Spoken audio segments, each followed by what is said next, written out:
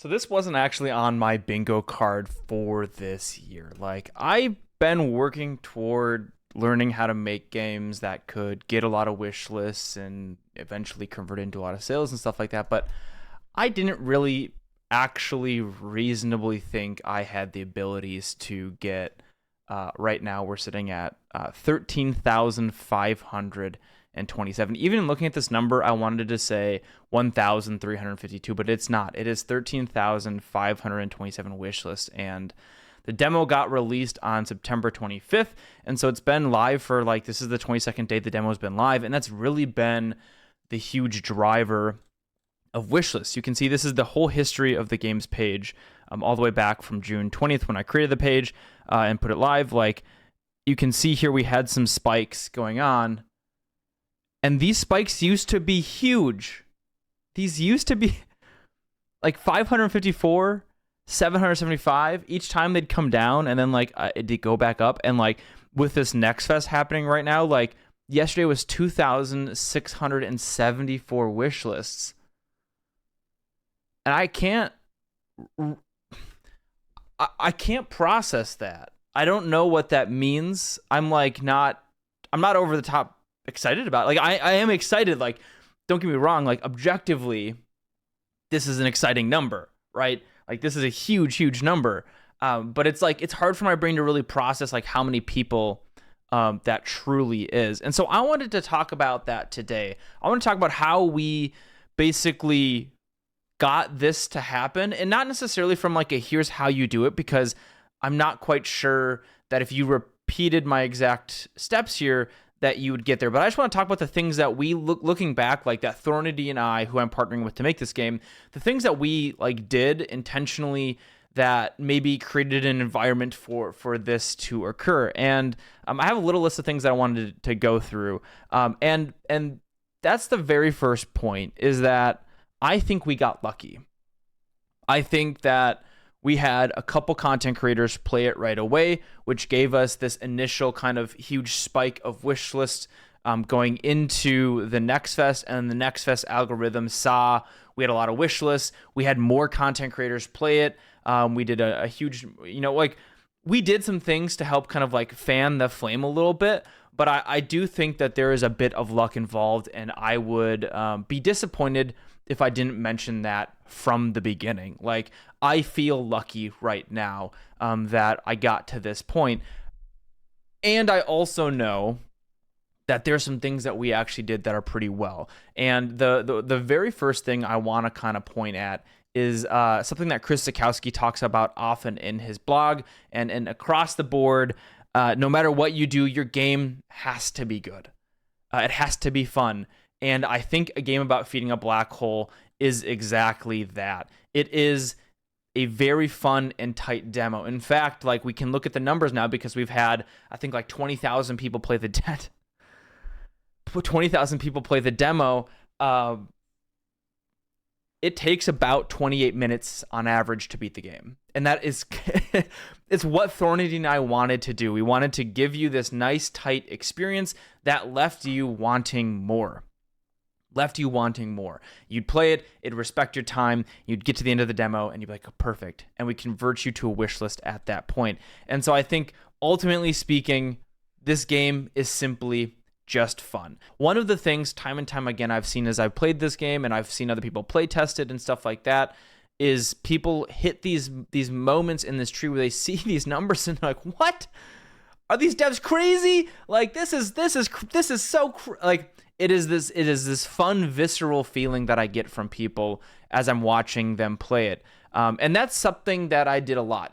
We play tested this game a ton. I had a bunch of my friends play it, and I watched them live. I went to an in-person meetup here in Minneapolis called the International Game Developer Association, Twin Cities. I watched a bunch of people play that during the play test. I got a lot of feedback during this whole process, and there's a point where Thornity and I realized, we're like, shit, this game's fun. Let's stop cooking on the demo.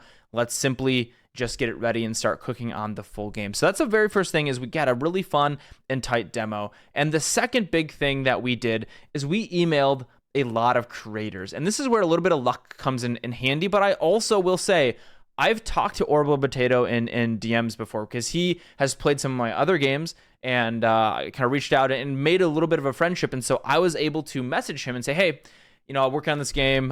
He had mentioned before that he'd be willing to give me feedback and stuff. I was like, hey, I think this game's fun. I'd love to hear your feedback. He plays a lot of incremental games.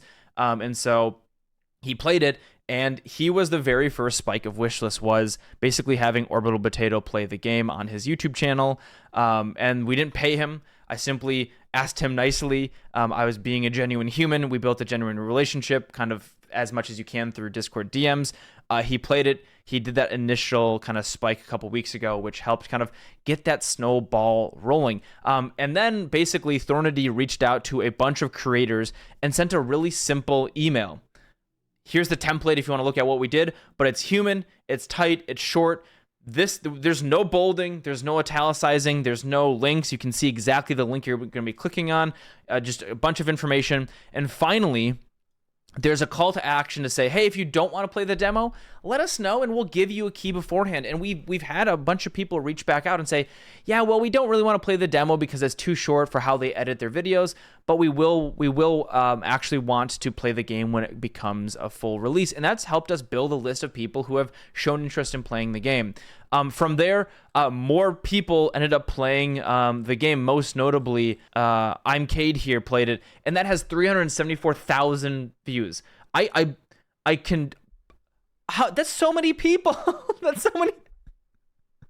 I don't even know if there's stadiums in this world big enough to hold that many people. And then Gray Still Plays played it, 152,000. So many content creators have played it, and thank you if you're one of those content creators watching this video and you played it. It is huge. It is absolutely huge to have that level of success in these games. But one of the things I keep on feeling as I see a new person play the game, this is the time that they're going to hate it. And it hasn't happened yet. And so I go back to point number 2. The game is just fun. They're having so much fun. It's so visceral, the fun that they're having the whole time. It's a very weird feeling because I think I'm just like, the game's not actually that good. That's probably my imposter syndrome happening. But I also can objectively look at it and see, yeah, people are really enjoying this game. A lot of people end it and they just viscerally want more. Hey, Aarimous from the future here. If you want to support the channel, the best way to do that, I think right now, is simply go check out the demo for A Game About Feeding a Black Hole. Make sure you leave a wish list and then leave a review, because I think we're going to probably blow past my record reviews, which is right now for Chess Survivors at 140. The demo for this game already has 111 reviews. And so every one of those helps, I guess. I actually don't really know how much any of that stuff helps, but I personally like seeing the number go up. And if you do want to financially support me right now, a really great way to do that is the Aarimous bundle. It's currently 35% off because both Hexagod and Chess Survivors are discounted for a little bit longer. I think it's like another week or so. So go check out those games. That money goes directly to feeding me and my cats and paying my rent for my new apartment here. And I really appreciate all the support and everything you guys have done for me over the years. The feedback, all those things has helped me learn and improve to get to the point where I can make a game that's fun enough where people do want to wish list and do want to play the full game and have this kind of using the Steam algorithm to help it. So thank you so much for coming along the journey with me. I appreciate it. And so the Next Fest started last Monday and has been doing very well for us. We have had a lot more impressions happening. We've had a lot more just wish lists coming in. It's hard to kind of divide out wish lists from YouTube people playing it, but regardless, I think that's something that has had this huge spike. Is on top of creators playing it, we're also getting a huge amount of people with wish lists. And I don't know if that's necessarily doing timing right, but we did the Next Fest, and that has helped this kind of explosion in this last week of this graph looks so silly, but it is that is a lot of that is due to the wish list numbers. And I was looking at Chris Sikowski's video recently. There'll be a link below if you want to watch this one, but he talks about kind of these predicted wish list values based off of, I think he has a couple hundred people who have shared their data, and he talks about these different tiers of wish lists coming in. So we went into the Nexus with about 7,000 wish lists, which I think puts us between silver and gold tier. And then he says, here's the different levels of Steam impressions that you would get. And so I plotted those numbers over the last 4 days. So today is Friday. That's day number 5 of the wish list of the Next Fest. Day 1, we had about 25,000 wish lists. Day 2 grew up to about 65,000, came back down on Wednesday to 50,000. And he talks about this Thursday dip potentially happening, and where you would understand if your game would kind of drop off. And in fact, we surged past that dip on Thursday, and in fact got 85,000 store page ones. And that doesn't include people coming over from the YouTube videos and stuff like that. There's just 85,000 impressions from the Next Fest and various things on Steam, which is a lot of people. Even looking at this graph, I'm like, we're somewhere in the middle here. And Thornady and I are jokingly calling this the Thornady tier, because I think a lot of this success has been driven around that partnership. Partnering with Thornady was a great decision that got me to this place. It helped me get out of my own way. It helped Thornady get out of his own way in some instances.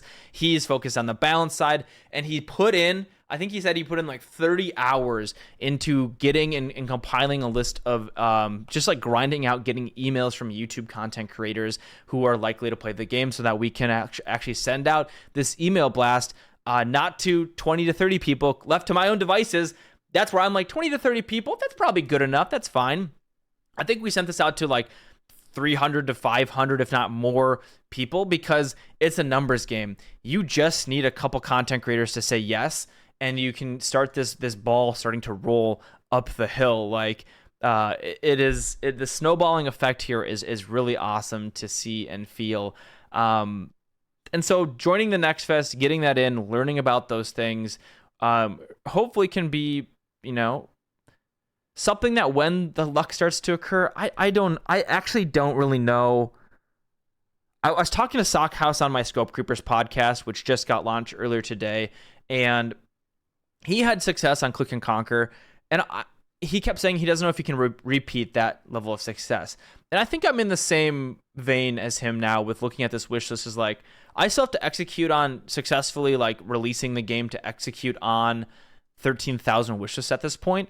But I'm wondering if I'll be able to do this again in the future. And so I'm really trying to be present in this moment and not get too overwhelmed and focus on getting this game to be released. Because I think the final thing that I did really well, and this is from the conception of this idea, is I wanted to make it so that you could come to the Steam page for my next game, a game about feeding a black hole, and within seconds, you'd be able to see, is this the game for me or not? The name of the game, the graphics of the game, the first 2 or 3 seconds of the game, you instantly know, is this something I want to play, or is this something I don't want to play?